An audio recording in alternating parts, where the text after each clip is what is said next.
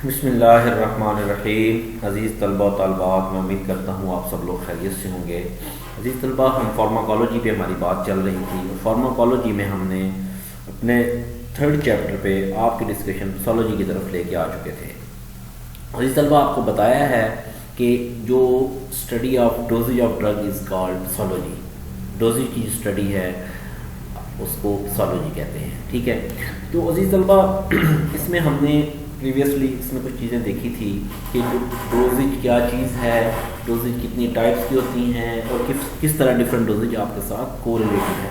फिर कल के लेक्चर में हमने डोज कैलकुलेशन पे बात की थी कि डोज कैलकुलेशन क्या चीज़ है और किस तरह से हम एज वेटेज मालूम होने से अपनी डोज की कैलकुलेशन कर सकते हैं। तो अगर हम इसको मज़ीद आगे जैसे हमने बात को बढ़ाया था, हमने कुछ फैक्टर्स पे बात स्टार्ट कर दी थी कि फैक्टर्स किस तरह मॉडिफाई करते हैं, फैक्टर्स किस तरह इफ़ेक्ट करते हैं आपकी डोजेज को, आपकी ये जो आपकी डोज कैलकुलेशन है इसको। तो कुछ फैक्टर्स हमने कल देखे थे, तो उसमें कुछ फैक्टर्स आज हमारे देखने के लिए हैं, तो जिनको हम वन बाय वन देख लेते हैं। तो इसमें सबसे पहले हमारे पास जो फैक्टर्स हैं वो एडिटिव इफ़ेक्ट है और सिनर्जेटिक इफ़ेक्ट है। किस तरह से ये इफ़ेक्ट्स जो हैं हमारा उस पर आपकी डोज को इन्फ्लुएंस करते हैं। जब दो या दो से ज़्यादा when two or more drugs administered together is equivalent to sum of their individual pharmacological action, जब दो या दो से ज़्यादा दवाई एडमिनिस्टर की जाती हैं इकट्ठी, तो उनका जो सम है इंडिविजुअल फार्माकोलॉजिकल एक्शन में आ रहा है, तो फिनोमिना क्या कहलाता है? Additive effect. Ephedrine and aminophylline in the treatment of bronchial asthma act as an additive effect. Synergetic है when desired therapeutic result needed, जब हमें मखसूस ख्वाहिश के मुताबिक थेराप्यूटिक इफेक्ट कोई आपको चाहिए, तो therapeutic effect needed is difficult to achieve with single drug. At that time we use two or more drugs are used in the combination for increasing their action. This phenomena is called synergism. समझ आई कि procaine and adrenaline जो है combination में इस्तेमाल की जाती है ड्यूरेशन ऑफ एक्शन को बढ़ाने के लिए। किसका? प्रोकेन का। अब कोई थेराप्यूटिक इफेक्ट आपने प्रोड्यूस करना चाहते हैं, आपकी डिज़ायर है, उसको अचीव करने के लिए एक दवाई है, उसके साथ आप दो या दो से ज़्यादा और दवाइयाँ इस्तेमाल करके कॉम्बिनेशन बना के इसको सिनर्जिज्म का नाम देते हैं। तो इस तरह से ये आपकी इसको इफेक्ट कर रहा है। जैसे हमने बात की थी कि टाइम ऑफ एडमिनिस्ट्रेशन जो है ये भी आपके रूट्स ऑफ जो हैं इसको इफेक्ट करते हैं। हमने फोर्थ तक की एनवायरनमेंट तक, क्लाइमेट तक के हमने इफेक्ट देख लिए थे। तो टाइम ऑफ एडमिनिस्ट्रेशन को देखा जाए तो due to the presence of some drugs may be delayed so their onset of action will slow. Administration से क्या मुराद है कि टाइम ऑफ एडमिनिस्ट्रेशन किस वक्त दे रहे हैं, ठीक है। जब कुछ ड्रग्स हैं जैसे एनएसएइड्स हैं, उनको खाली मैदे में जब देते हैं तो उसमें इरिटेशन आ सकती है, ठीक है। हिप्नोटिक इफेक्ट आ सकता है, कॉन्शियसनेस का मसला आ सकता है, तो इसको डे टाइम में देना पड़ता है। और ये लेस इफेक्टिव हैं अगर इनको आप वर्क प्लेस में दी जाते हैं, बेड टाइम में देना ज़रूरी समझा जाता है। इसलिए टाइम ऑफ एडमिनिस्ट्रेशन बहुत ज़रूरी है कि किस दवाई को आपने किस वक्त इस्तेमाल करना है, ठीक है। टाइम ऑफ एडमिनिस्ट्रेशन क्या है, इस हवाले से इंतहाई अहमियत का हामिल है। तो अब देखते हैं ना कि खुदा न खास्ता कोई दिमागी सुकून की मेडिसिन है, तो उसको अगर आप दिन टाइम में देने की कोशिश करें तो आप गलत करेंगे ना, तो आपके नुकसान साबित होगी। इसलिए टाइम ऑफ एडमिनिस्ट्रेशन भी आपके डोज को इफेक्ट करता है।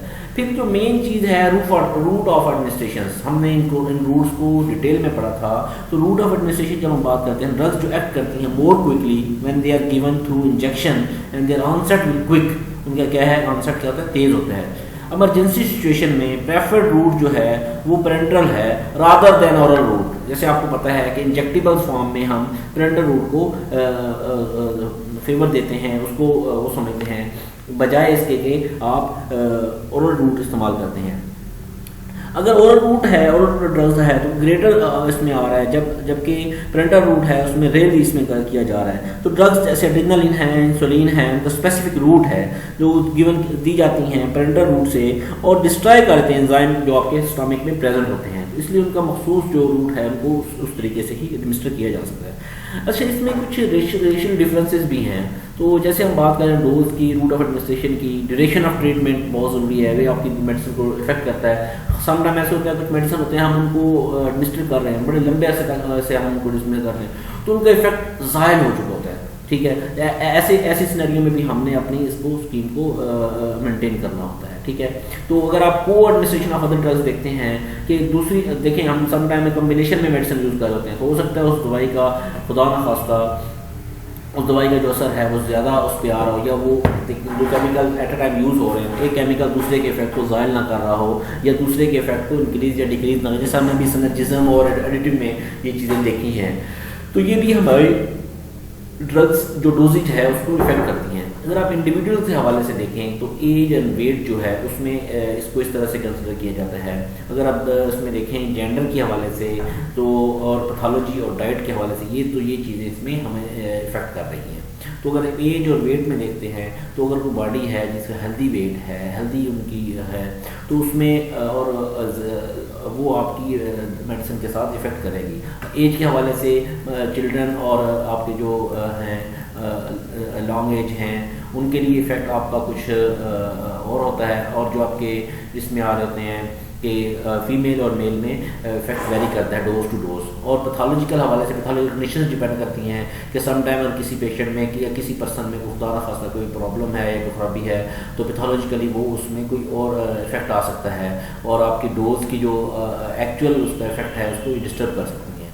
जबकि अगर आप डाइट देखते हैं तो सब टाइम ऐसे होता है कि आपकी जो डाइट प्लान है, आपकी जो डाइट्स हैं उसमें खुदा न खास्ता कोई ऐसा प्रॉब्लम या कोई ऐसी चीज़ होती है जो आपकी दवाई के असर को भी इफेक्ट करती है, तो ये चीज़ें आपके मेडिसिन को इफेक्ट कर रही होती हैं। तो अब देखते हैं जैसे हमने एज, वेट, जेंडर और जनरल मेडिकल कंडीशन की बात की थी, इसी तरह जो रेशियल डिफरेंसेस हैं, मतलब नस्ल जो है वो भी इफेक्ट करती है।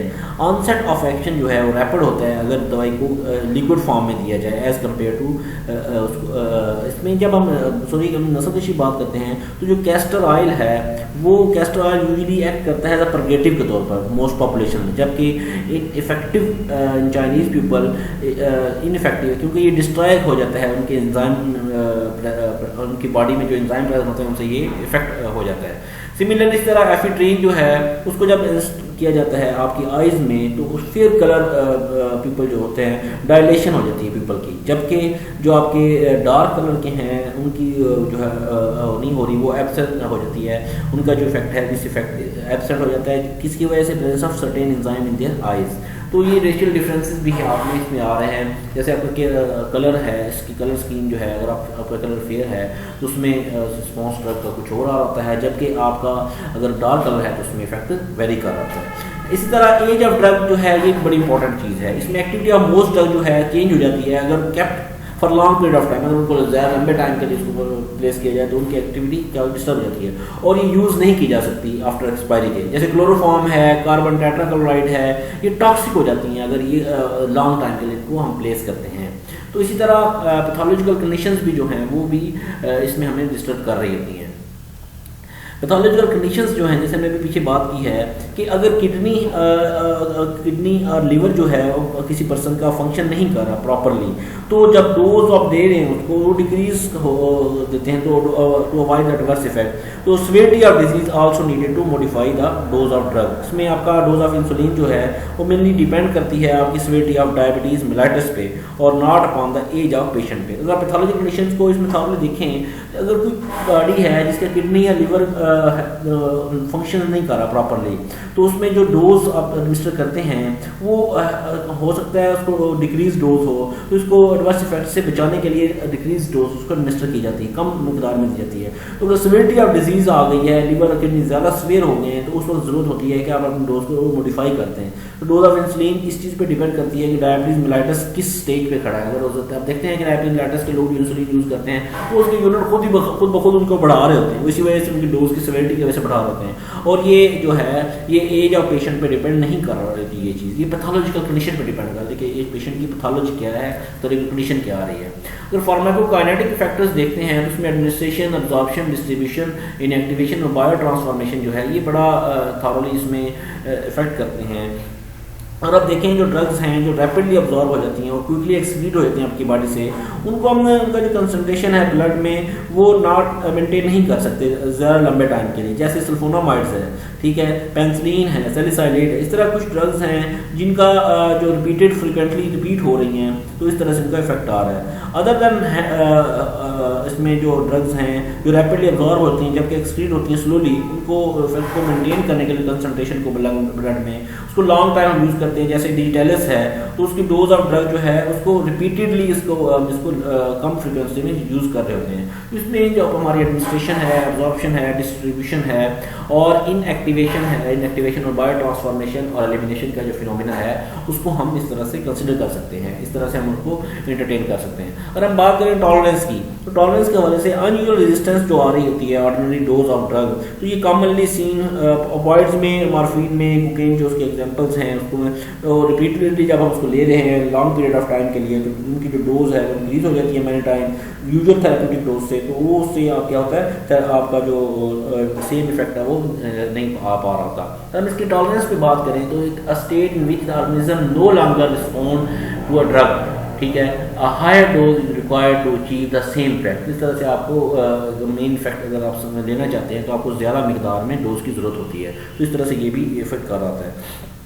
इसी तरह हमारे पास टैकीफाइलैक्सिस है। टैकीफाइलैक्सिस क्या रखा रहता है, ये रैपिडली डेवलपिंग टॉलरेंस सी होती है, रैपिडली डेवलपिंग टॉलरेंस आ रही होती है जिसमें रिपीटेड एडमिनिस्ट्रेशन ऑफ ड्रग जो है वो उसकी वजह से शॉर्ट पीरियड ऑफ टाइम में उसको हम उसमें देख रहे होते हैं रैपिडली जो है डिमिनिश हो जाता है आपका रिस्पॉन्स आपकी बॉडी का। अगर हम देखते हैं एफिड्रेन या एम्फेटामिन क्या हो तो ये यूजुअली जो आपका जो इफेक्ट शो करते हैं उनमें फार्माकोलॉजिकल इफेक्ट जो है वो रिस्टोर नहीं हो सकता आफ्टर इंक्रीजिंग द डोज को आप बढ़ाते भी जाएँ तो फार्माकोलॉजिकल इफेक्ट आपके पास नहीं आ पाता। इसमें क्या होता है रैपिड डेवलपमेंट ऑफ टॉलरेंस होती है। टॉलरेंस क्या होती है कि आपकी बॉडी जो स्टेट ऐसी स्टेट आई थी जिसमें कोई no longer response of drug का ज़्यादा रिस्पॉन्स नहीं आ पा रहा था। अगर आप देखते हैं रैपिड डेवलपमेंट ऑफ टॉलरेंस में तो डोज ऑफ ड्रग जो है वो रिपीटेड होती है क्विक सेक्शंस में, तो रिजल्ट करती है mark reduction in response usually seen with indirectly acting drugs में।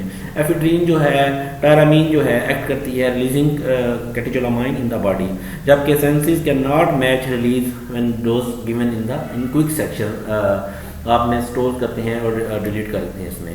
तो ये जैसे हमने अभी बात कर रहे थे एब्जॉर्प्शन की, डिस्ट्रीब्यूशन की, मेटाबॉलिज्म की और एक्सक्रीशन की, और हम इस पर देखें effect on parental route of administration, ठीक है, नो इफेक्ट ऑब्जर्व ऑन आपका जो रूट ऑफ एब्जॉर्प्शन है इसमें आप इसको कंसिडर कर रहे हैं। जबकि डिस्ट्रीब्यूशन में changes in volume of distribution, changes in tissue perfusion और changes in plasma protein binding. अगर हम इस तरह मेटाबॉलिज्म में बात करते हैं ड्रग की तो alteration of cytochrome B4 mediated metabolism और अल्ट्रेशन ऑफ फेज 2 मेटाबॉलिज्म इसमें कंसिडर किया है। जबकि एक्सक्रीशन जो है estimation of glomerular filtration rate using body size और change in glomerular filtration due to increase organ weight, change in tubular secretions and reabsorption.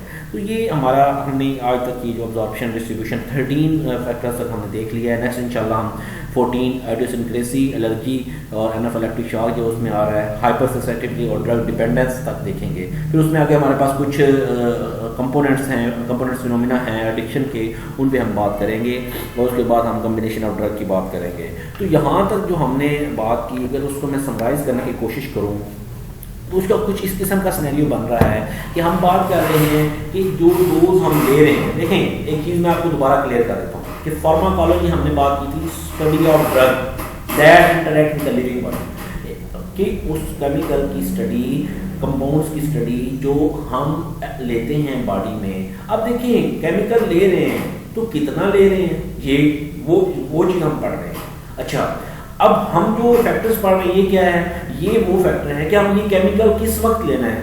Pharmacology कहते हैं ना chemical interaction with the living body, तो किस वक्त लेना है, किस रूट से लेना है, किस इन्वायरमेंट में लेना है, कितनी मिकदार में लेना है, अगर हम किस नस्ल के हैं, किस एरिया में रहते हैं उसका क्या इफेक्ट है, हमारी बॉडी की पैथोलॉजिकल कंडीशन उस पर कैसे इफेक्ट कर रही है, और हम किस फॉर्म में लेंगे, कैप्सूल फॉर्म में लेंगे, इंजेक्टेबल फॉर्म में लेंगे, ठीक है, हम कितने अरसे से ले रहे हैं वो केमिकल। ये सारे फैक्टर्स हैं जो हमारे डोज को इफेक्ट करते हैं, डोज को बढ़ाते या कम करते हैं। इन फैक्टर्स को बढ़ाने मिन्नत हम ये फैसला करते हैं। देखें ये पर्सन टू पर्सन, ये इन्वायरमेंट टू इन्वायरमेंट, हर ये वेरी कर रही थी कंडीशन, ठीक है। इसी वजह से इनकी इम्पोर्टेंस है कि फार्माकोलॉजी और सोलॉजी इसी तरह आपस में को रिलेट हैं जी, हम डिस्कशन कर रहे हैं। ये मैं उर्फ़ आम में ही आपको बातें बता रहा हूँ, ठीक है। तो बच्चे इसमें आप इसको और से तवज्जो से इनको सुने, कोई परेशान होने वाली बात नहीं है। चीज़ें आपको क्लियर करके आपका जो आपको चीज़ें ज़्यादा एलेबोरेटेड फॉर्म में दी जा रही हैं, ये आपके पास बड़ा अच्छा मौका है सीखने का। देखें, आपको स्लाइड्स में जो है एक्स्ट्रा चीज़ें ज़्यादा फ्रिक्वेंटली से एक्सप्लेन की जा रही हैं, ठीक है।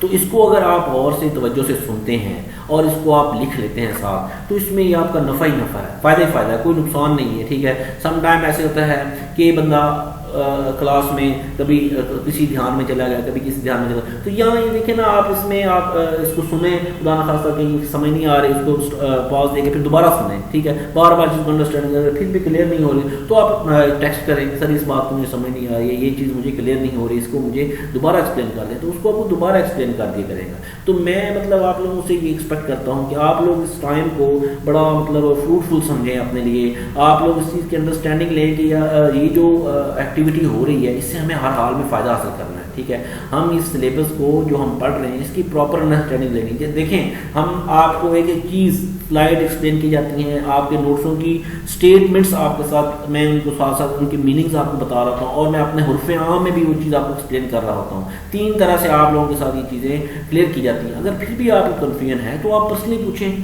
कॉल करें, मैसेज करें, आप कॉन्टैक्ट करें, किसी तरह पूछें। लेकिन मैं गुजारिश ये करना चाहता हूँ कि आप लोग अपने कंसेप्ट चीज़ें क्लियर रखें। और मेरी बार बार एक और गुजारिश भी है कि आप लोग मेहरबानी फरमाकर इसको राइट डाउन ज़रूर करें, इससे फ़ायदा ज़रूर हासिल करें। देखिए, मैंने इतनी मेहनत की, इसको बनाया, खपा, अगर आप लोग इसको नहीं करेंगे तो देखिए मुझे भी तकलीफ होगी, नुकसान आपका भी होगा।